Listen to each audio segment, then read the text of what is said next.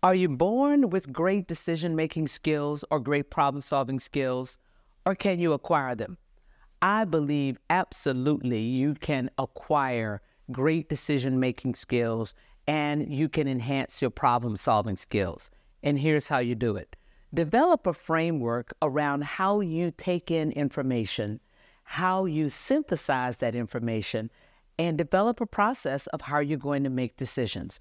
For example, somebody says to you, can we add resources to this particular problem in order to be able to enhance or to speed up how we can get this to market?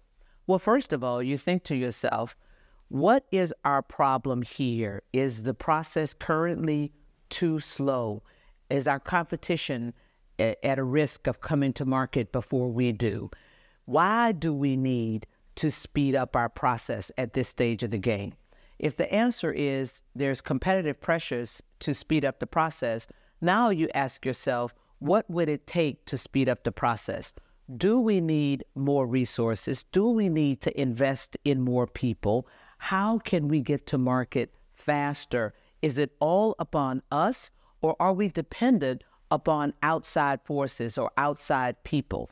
If we are depending upon outside people, what leverage do we have to be able to speed them up? How can we lift ourselves in the queue to get in front of whatever else they might have going on?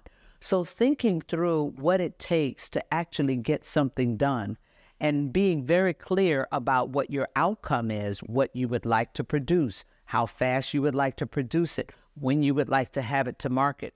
Once you have your objective in mind, now you start working backwards to get to where you are right now and understanding the steps that it's going to take in order to get there.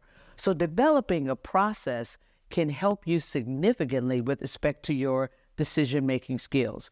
And you do that every single time you have a problem that is presented to you. Now, one of the most important things you can do is when somebody brings a problem to you, you can also stop and say, is this a problem that should be on my plate, or is this a problem that should be on somebody else's plate? And it's not about being a team member or not. I'm not talking about that, because in almost every organization, you want to present yourself as a great team player. But sometimes we mistakenly will take on something that should not be on our plate. And every time that you do something like that, you are taking away time resources, intellectual resources, maybe even people resources from moving your agenda forward. So one of the first things that you can do as a great decision-making and problem solver is to say, is this something that should be on my plate? Am I uniquely qualified to be able to deliver the solution here? The next thing that you can do as a great problem solver is to make sure that you assemble the right team. Most leaders, most great leaders understand that you cannot do it alone. You will need somebody else's intellect, somebody else's experience, and maybe even access to somebody else's relationships in order to successfully prosecute an endeavor. Great problem solvers generally do not go forward trying to be the hero and to do it alone. They leverage other people's capabilities. So learning how to either ask for help, recruit volunteers, or be able to attract other people who want to be a part of what you're trying to do, all important things to do as a great problem solver and as a great decision maker. One of the most important things that you can do in today's business ecosystem, especially if you are choosing to wear the leader title, is to be decisive.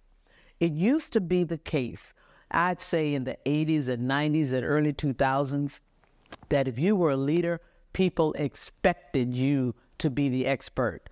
I would argue now that given the rate of innovation and how dynamic the business ecosystem is today, nobody can truly be an expert on everything. But what people are expecting you to do, if you are choosing to be a leader, is to be decisive, even in the face of incomplete information. And that is something that you can also practice. You can work on being able to make decisions, understanding why you are making those decisions, even with incomplete information. And as you get more information, if it means you have to pivot or change your mind, pivot or change your mind quickly.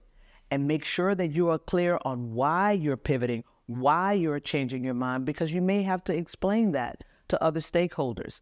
So once you've made your mind to change it from what you had done before, change it. Be decisive. The more you do that, the more you're going to enhance your decision-making and your problem-solving skills. It's one of those things that absolutely get better the more you do it. So go on. Let's go get them.